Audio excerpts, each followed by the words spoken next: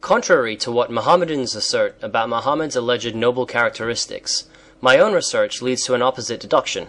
What are your conclusions?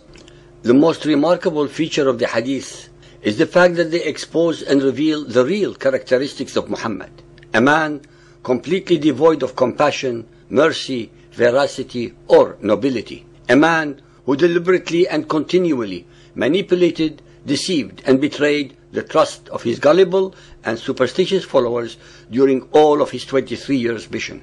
He used the wealth that he plundered and pirated from all of his innocent victims to bribe, induce, corrupt, entice, or buy off those who would otherwise not join his cult belief system. Our listeners should be made aware that for the first 13 years of preaching in Mecca, among his own kith and kin, less than 100 souls were willing to believe him or his message, although these Arabs were among the most illiterate, unlearned, and superstitious people in that area of the Middle East. His followers grew in numbers only after he started using terror, ambush, slaughter, plunder, and piracy, and his promise that those who die doing his bidding would end up in a paradise of eternal sexual and sensual bliss. The Quran has a special surah, Al-Anfal, number 8, dedicated for the sanctification by Allah of all of Muhammad's acts of piracy, the distribution of the booty, plunder, and slavery. Let me now recite only a fraction of the verses that prove my statements. Al-Ma'idah 5.119. Allah will say, this is the day on which the Muslims will profit from Islam. Al-Anfal 8.1. They ask you about the benefits of capturing the spoils of war. Tell them that the benefits belong to Allah and to His Messenger. So fulfill your duty to Allah and the Prophet. 8.69. So enjoy what you took as booty. The spoils are lawful and good. Al-Tawbah 9.42. Prophet, had there been immediate gain in sight with the booty in front of them, and the journey easy, a near adventure, they would all have followed you. 9.57. Some slander you, blaming you of partiality in the matter of the distribution of the offerings, the stolen spoils. If they are given part of these, they are pleased. But if not, they are indignant and enraged. 9.29. Fight against those people of the book, Christians and Jews, who do not follow what Allah and His Messenger acknowledge as the true religion, Islam, nor accept our law, until they pay the jizya, tribute, tax, in submission and humiliation. Al-Fath 48.19. He rewarded them with abundant spoils that they will capture. Allah has promised you much booty that you shall take, and He has made this easy for you. Al-Duha 93.4. Soon will your Lord give you so much, you shall be well pleased. Did He not find you poor and made you rich? Bukhari 4.46. I heard Allah's Apostle saying, Allah guarantees that He will admit the Muslim fighter into paradise if he is killed, otherwise He will return him to his home safely with rewards and booty. Of course, Allah will reward the pirates with the rape, enslavement, and plunder of their innocent victims.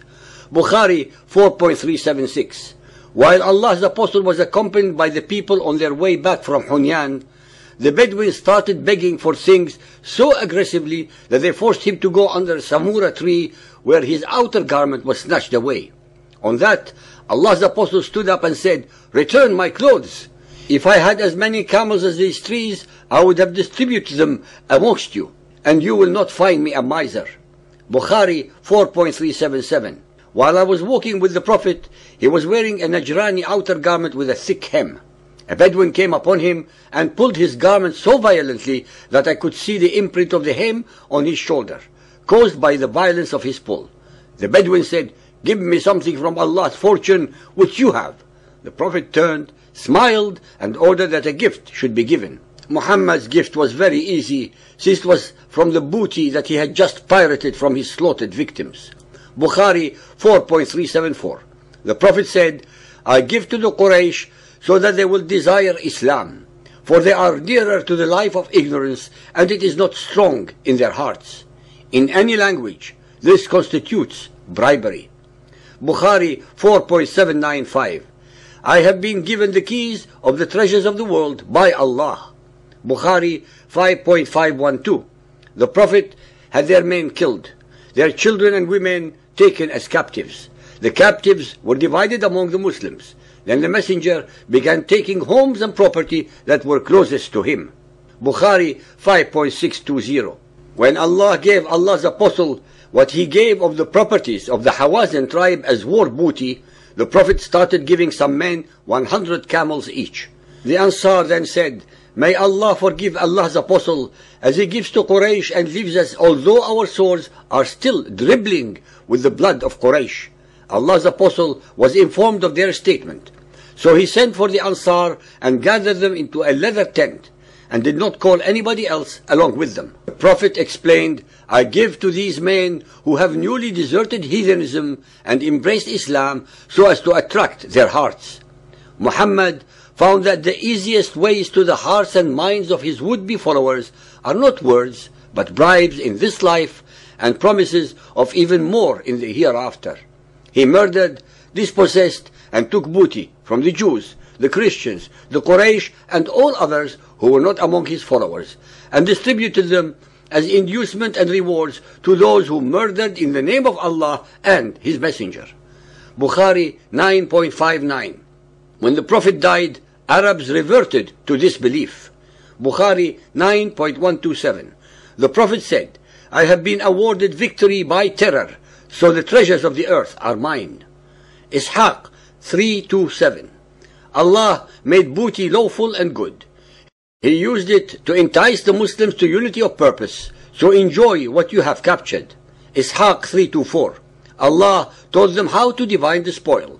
He made it lawful and said, "A fifth of the booty belongs to the apostle." Tabari 8.16. Soon the trial became great for the Muslims and fear intensified. One said, "Muhammad was promising us that we should eat up the treasures of Xerxes and Caesar, and now none of us even can go out to relieve himself." Tabari 8.116. So Muhammad began seizing their herds and their property bit by bit. He conquered home by home. The Messenger took some of his people captive, including Safiya and her two cousins. The Prophet chose Safiya for himself. When Diya protested, wanting to keep Safiya for himself, the Apostle traded for Safiya by giving Diya her two cousins. The women of Khaybar were distributed among the Muslims. Ishaq 515. When the people of Fadak heard of what had happened, they sent word to the Messenger asking him to banish them and spare their lives, saying they too would leave him their property. So Khaybar became the prey of the Muslims, while Fadak belonged exclusively to the Messenger of Allah, becoming his personal property. Ishaq 594. The Apostle gave gifts to those whose hearts were to be won over, notably the chiefs of the army, to win them and through them the people. Tabari 9.196. Fatima, Muhammad's daughter, and Ali, Muhammad's adopted son, and Fatima's husband, came to Bakr demanding their share of the inheritance of the Messenger. They demanded Muhammad's land in Fadak and his share of Khaybar's tribute. Ladies and gentlemen, so-called believers and unbelievers, all the Muhammadan records show that he died a very wealthy man, contrary to all the lies and deception perpetrated and repeated by his later and current followers who tell an otherwise ignorant world that he died in poverty.